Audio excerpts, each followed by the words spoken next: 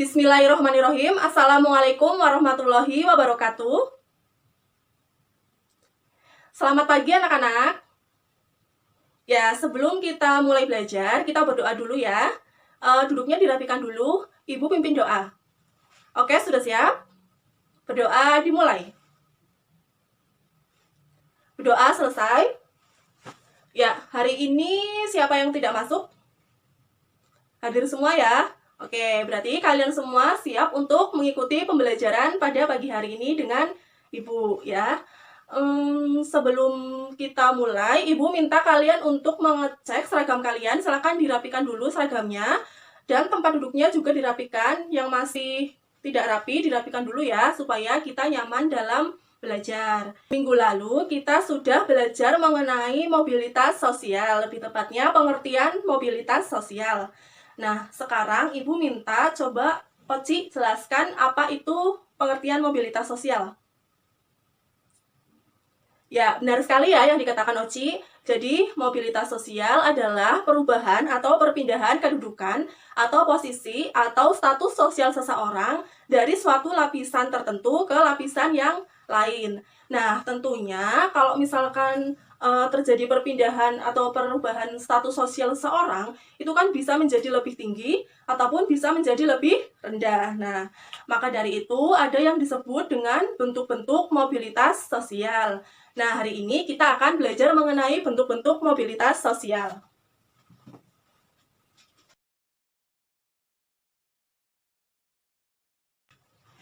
Nah, kita hari ini akan belajar mengenai bentuk-bentuk mobilitas sosial.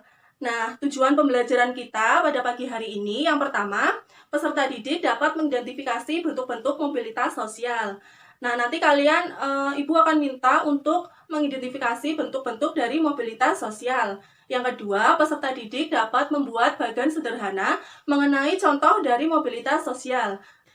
Nah, agar lebih jelasnya dan kalian tahu apa saja itu bentuk-bentuk dari mobilitas sosial, Ibu akan membagikan sebuah lembar kasus mobilitas sosial.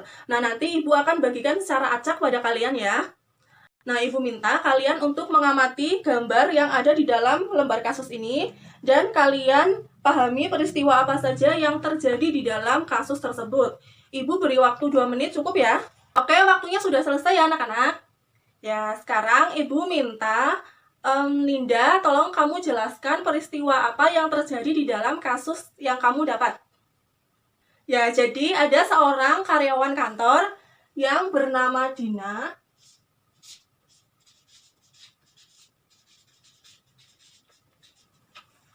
Nah, karyawan ini sukses menjadi seorang pengusaha. Jadi awalnya karyawan kantor tersebut keluar dari kantornya, lalu berusaha untuk menjadi seorang wirausaha, menjual wall sticker secara online, dan kemudian sekarang sudah menjadi seorang pengusaha yang sukses, bahkan gajinya pun sudah 11 kali lipat dari gaji ketika Mbak Dina ini menjadi seorang karyawan. Berarti Ibu Dina mengalami peningkatan status sosial. Nah, bisa digambarkan seperti garis lurus ke atas ya. Kemudian kasus yang kedua, silahkan Jagat kamu jelaskan apa yang terjadi di dalam kasus yang kamu dapat. Jadi dari kasus yang kedua ini ada seorang bupati yang dijatuhkan hukuman oleh pemerintah Bandar Lampung selama 8 tahun penjara serta denda 300 juta rupiah. Nah, ketika bupati ini dijatuhi hukuman, maka status sosialnya menjadi seorang tahanan. Nah, seorang tahanan. Nah, kalian tahu kan seorang bupati itu betapa tingginya prestis di dalam masyarakat. Kemudian karena kasus korupsi, beliau menjadi seorang tahanan. Berarti seorang bupati ini mengalami penurunan status sosial. Nah, ketika penurunan status sosial, kita gambarkan seperti garis lurus yang menurun ke bawah. Nah, oke, kemudian kasus yang ketiga, silakan Afifah. Ya, jadi kasus yang ketiga ini ada seorang guru SMA atau SMK dari Provinsi Sumatera Barat Nah, guru ini dimutasi oleh Provinsi Sumatera Barat untuk dipindahkan pekerjaannya ke daerah 3T atau daerah tertinggal. Nah, berarti bupati ini dia mengalami perpindahan tempat kerja ya, karena dimutasi oleh pemerintah. Statusnya masih sama ya, seorang guru SMA atau SMK. Nah, berarti seorang guru tersebut mengalami mobilitas sosial secara sejajar. Nah, berarti kita gambarkan seperti garis sejajar. Berbeda lagi ketika kita melihat kasus ketiga ini dari segi penghasilan. Nah, ketika guru tersebut mungkin di daerah sebelum dia dimutasi, penghasilan satu bulannya itu sebesar 1,5 juta. Kemudian di daerah tempat tertinggal ini, dia digaji sebesar satu bulannya 2 juta. Berarti beliau mengalami peningkatan status sosial ya, peningkatan penghasilan. Jadi dari kasus ketiga ini kita bisa lihat dari dua sisi yang berbeda. Kita beralih ke kasus nomor 4. Silahkan Risma. Ya, baik. Terima kasih, Risma. Jadi, ada seorang pedagang sayur yang beralih profesi menjadi seorang pedagang buah. Nah, jika kita lihat dari kasus keempat tersebut, seorang pedagang sayur yang beralih profesi menjadi seorang pedagang buah, itu kan masih dalam satu pekerjaan yang sama ya. Artinya, pekerjaan tersebut masih sama dan beliau mendapatkan penghasilan yang tidak tetap. Berarti dia bisa digambarkan seperti garis yang lurus, sejajar. Nah, dari keempat kasus tersebut, kita kembali lagi ya ke dalam bentuk-bentuk mobilitas sosial. Nah, kita lihat dari kasus yang pertama dan kasus yang kedua bisa digambarkan seperti garis lurus yang ke atas dan ke bawah, atau biasa disebut sebagai garis vertikal. Nah, maka dari itu ada yang disebut dengan bentuk mobilitas sosial vertikal.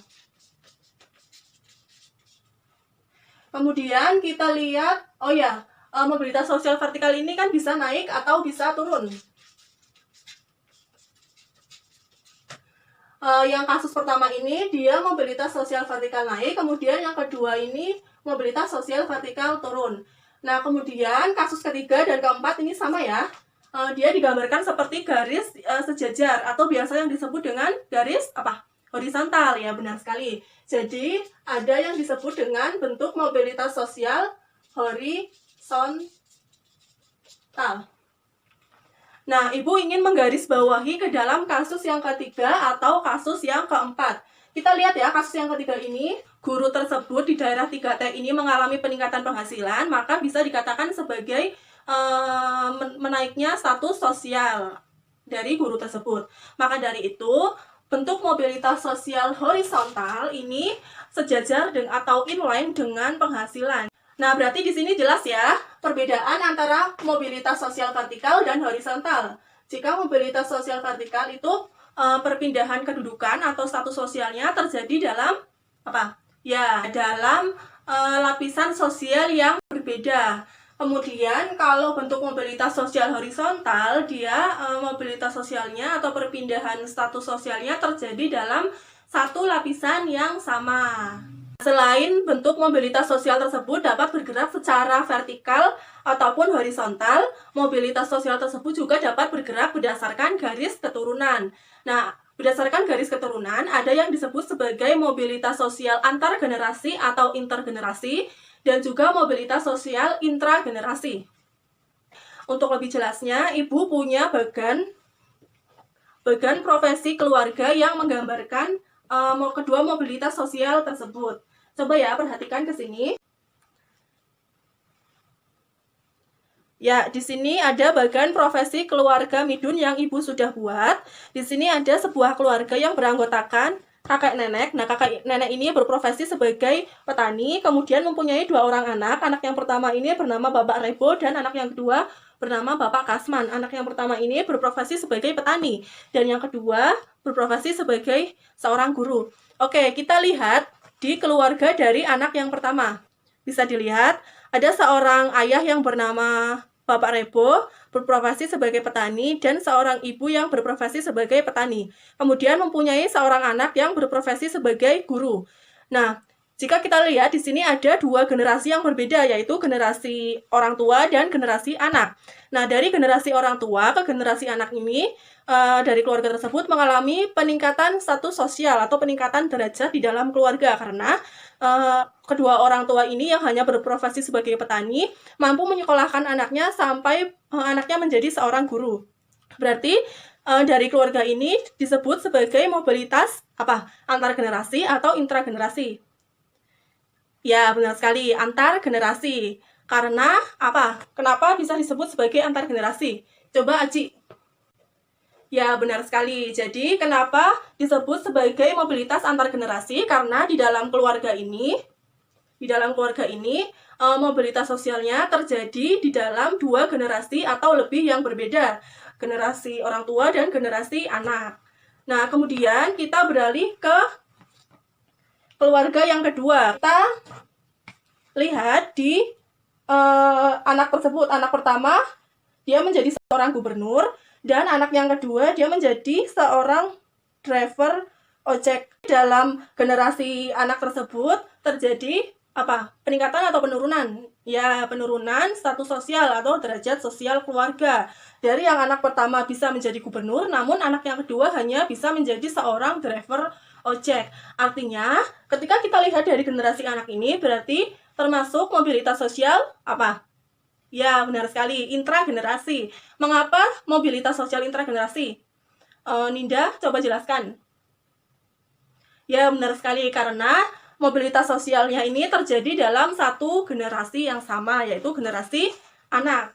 Nah, jadi sudah jelas ya perbedaan mobilitas antar generasi ataupun mobilitas intragenerasi. Kalau yang antar generasi ini mobilitasnya terjadi dalam dua generasi atau lebih yang berbeda. Namun, jika mobilitas intragenerasi ini hanya terjadi di dalam satu generasi yang sama. Silahkan kalian, Ibu minta untuk berkelompok dua orang, ya satu bangku saja ya. Ibu minta kalian untuk mencari contoh, salah satu contoh aja dari mobilitas sosial antar generasi ataupun intragenerasi. Nah, kalian nanti akan menggambar bagian mobilitas tersebut seperti yang sudah Ibu gambar seperti ini.